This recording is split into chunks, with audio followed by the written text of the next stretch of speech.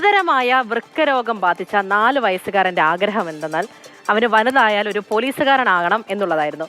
പക്ഷെ ആരോഗ്യം ക്ഷയിച്ചുകൊണ്ടിരിക്കുന്ന ആ കുരുന്നിന്റെ ആഗ്രഹം നടപ്പാക്കാൻ ഫ്ലോറിഡയിലെ ഒർലാൻഡോ പോലീസ് അങ്ങ് തീരുമാനിച്ചു. വെറുതെ പോലീസ് വേഷമൊക്കെ അങ്ങ് കെട്ടിക്കുക മാത്രമല്ല ചെയ്തത്, ഡ്യൂട്ടിക്ക് കൂടെ കൊണ്ടുപോകുന്ന അടക്കം ഒരു പോലീസുകാരന്റെ തിരക്ക് പിടിച്ച ജീവിതം എന്താണെന്ന് അനുഭവിച്ചറിഞ്ഞു ശരിക്കും സ്റ്റോൺ ഹിക്സ് എന്ന ആ കുഞ്ഞ്. ഇത് മാത്രമല്ല, വളർത്തുനായെ മോഷ്ടിച്ച കള്ളനെ പിടിച്ച് നായ ഉടമയ്ക്ക് തിരിച്ചു കൊടുത്ത കേസും തെളിയിച്ചു ഈ മിടുക്കൻ.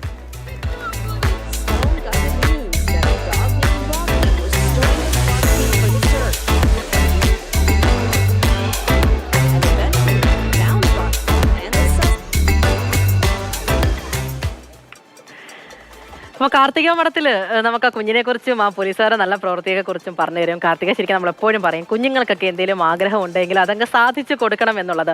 പ്രത്യേകിച്ച് ഇതാ കുഞ്ഞിനൊരു അസുഖമുണ്ട്. അപ്പോൾ ആ പോലീസുകാർക്ക് വലിയൊരു കയ്യടി കൊടുക്കണം. വെറുതെ വേഷം ഇട്ടത് മാത്രമല്ലല്ലോ. ശരിയാണ് പൂജ പറഞ്ഞതുപോലെ തന്നെ ആ police department, Orlando police department തീർച്ചയായും വലിയൊരു കയ്യടി അർഹിക്കുന്നുണ്ട്. കാരണം അത്രയും വലിയ സജ്ജീകരണങ്ങളാണ് ആ ഒരു കൊച്ചു കുരുന്നിൻ്റെ ആഗ്രഹം സഫലീകരിക്കാൻ വേണ്ടിയിട്ട് അവർ ചെയ്തത്.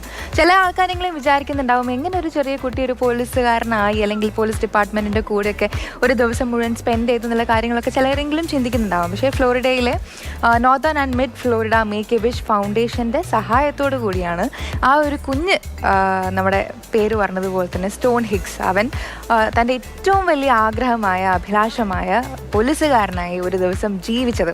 ഇതിൻ്റെ ആ ഒരു വീഡിയോ ദൃശ്യങ്ങൾ കാണാൻ ഭയങ്കര രസമാണ്. കാരണം അവനെ സ്വീകരിക്കുന്നത് തന്നെ ഫുൾ സജ്ജീകരണങ്ങളോട് കൂടിയാണ്.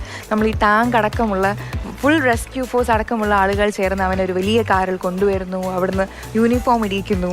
യൂണിഫോമായിട്ട് നമ്മൾ ഈ സ്പെയറിംഗ് സെറമണി ഒക്കെ ഉണ്ടാവില്ലേ, അത് ആദ്യം നടക്കുന്നു. ഒരു പോലീസുകാരൻ ബാഡ്ജ് കൊടുക്കുന്നു.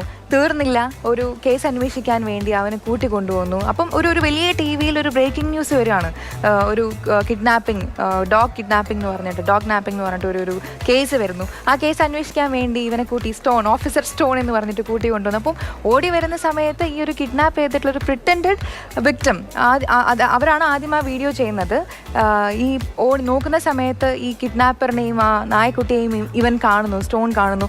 ഓടിപ്പോയി അവരെ പിടിക്കുന്നു, വിലങ്ങണിയിക്കുന്നു. വളരെ സന്തോഷത്തോടു കൂടെ വിലങ്ങണിയിച്ച് കാറിലേക്ക് ഉന്തി തള്ളി വിട്ട് തിരിച്ചു വരുന്ന ആ സ്റ്റോണിൻ്റെ മുഖത്തുള്ളൊരു സന്തോഷമുണ്ട്.